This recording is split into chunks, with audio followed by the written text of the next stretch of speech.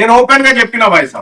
ఒకవేళ తీన్మార్ మల్లన్న మళ్ళా ఎన్నికల్లో నిలబడితే దయచేసి ఈ రెడ్డోళ్ళు ఓసీలు నాకు ఓటేయకురి సారి నా బీసీలు సరిపోతారు, నాకు ఇంకా నా వాళ్ళే సరిపోగా మిగులుతాయి. తీన్మార్ మల్లన్న ఓపెన్ గా చెప్పిండు నాకు రెడ్డిలో ఓట్లు వద్దని చెప్పి. ఈ మాట చెప్పడానికి 78 ఏళ్ళు పట్టింది. మనం 78 ఏళ్ళు పట్టింది ఈ మాట చెప్పడానికి. నాకు మీ ఓట్లే వద్దు పని, ఎందుకంటే అక్కడ లేవుగా ఓట్లు, లేవన్న విషయం నాకు తెలుసు. అవసరం లేదు వద్దని చెప్పేసి అక్కడ దెబ్బ అయింది. ఇప్పుడు వాళ్ళు ఎందుకు ఇన్ని రోజులే మమ్మల్ని వేయాలి, మాకు గెలిపియాలి, మీరే దయాన్ని తిరిగి ఇప్పుడు ఓట్లు ఇవ్వద్దు అంటారు.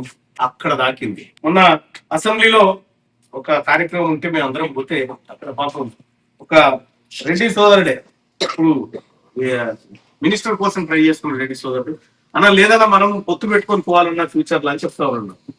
ఇక సరిపోదు ఆ పొత్తు 78 ఏళ్ళ పొత్తు అని నేను చెప్పేసి. ఒకటి వాళ్లకు తెలంగాణ రాష్ట్రంలో రెడ్లకు ఎమ్మెల్యేలు పంచితే 3 వస్తే ఆ 3 బరాబర్ మనం అకామిడేట్ చేస్తాం. ఆ విషయంలో నోట్